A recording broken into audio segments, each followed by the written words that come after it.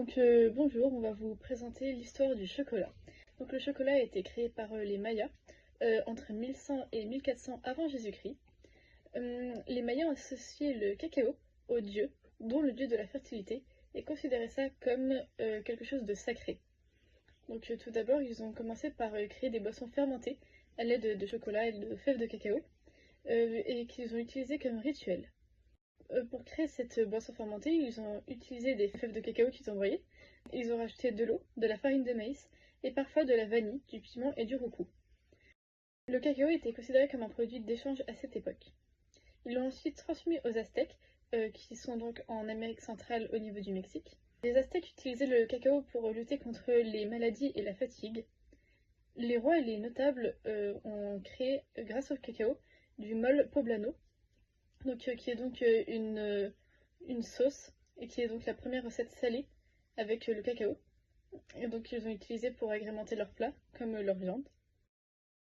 Les territoires reconquis par les Aztèques versent des fèves de cacao comme taxe. Christophe Colomb a ensuite découvert la fève de cacao à son tour en 1494, mais il l'a d'abord pris pour des crottes de chèvre et les a donc jetées par-dessus bord, avant de finalement parler avec les Aztèques, comprendre de quoi il s'agit et les ramener en Espagne en 1502. De nos jours, on peut considérer que le chocolat est associé à l'esclavage, puisque 1,8 million d'enfants sont maltraités pour en produire. Les paysans sont sous-payés, c'est pourquoi le prix du chocolat continue d'augmenter. En Côte d'Ivoire, leur production est de 33% au niveau mondial, et au Ghana, c'est de 18%. Les deux réunis font 51% du cacao dans le monde. Donc ce sont des produits très pauvres, sous-payés et maltraités. La première apparition du chocolat se fait à Séville, qui devient vite la capitale du chocolat. Ensuite, le chocolat arrive en France, grâce à Anne d'Autriche en 1615. Il est très vite consommé comme une boisson chaude dans les salons de la haute société, puisque le chocolat est un signe de richesse, de raffinement et d'aristocratie, car la production, l'importation et la transformation coûtent cher. Le chocolat se répand très vite sous le règne de Louis XIV, tandis que les Espagnols sucrent le chocolat avec du miel et du sucre afin qu'il soit moins amer. Le chocolat reste toutefois une connotation érotique, puisqu'il est consommé par les rois au lever, donc lorsqu'ils sont nus.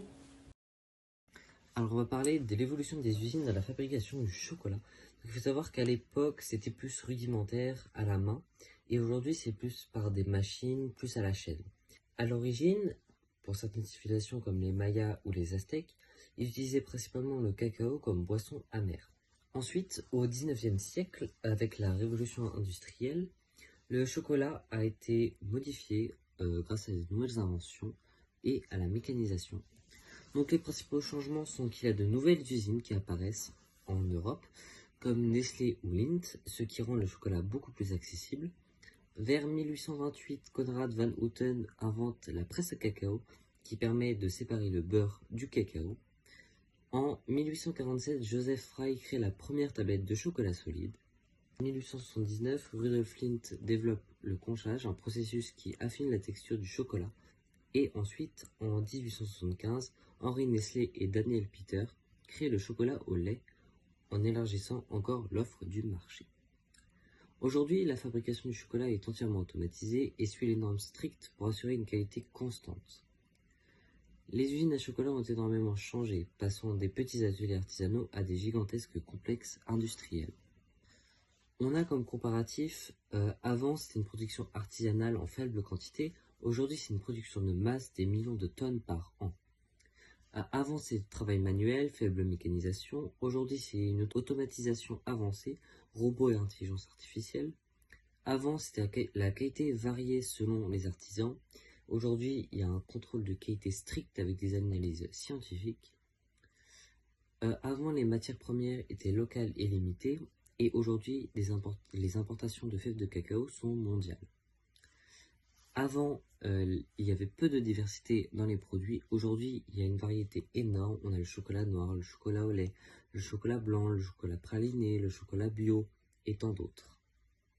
Aujourd'hui, les plus grandes usines comme celles de Barry Callebaut ou Ferrero produisent plusieurs centaines de milliers de tonnes de chocolat par an. Pour conclure, la fabrication du chocolat est passée d'un processus entièrement manuel et artisanal à une industrie de haute technologie. Malgré ces évolutions, certains chocolatiers privilégient encore des méthodes artisanales. Par exemple, la dame qu'on allait voir mardi à la sortie à Nancy, elle fait beaucoup d'artisanat pour offrir des produits de qualité supérieure. Cependant, l'avenir du chocolat repose aussi sur la durabilité, avec les efforts pour améliorer les conditions des producteurs de cacao et réduire l'impact environnemental des usines.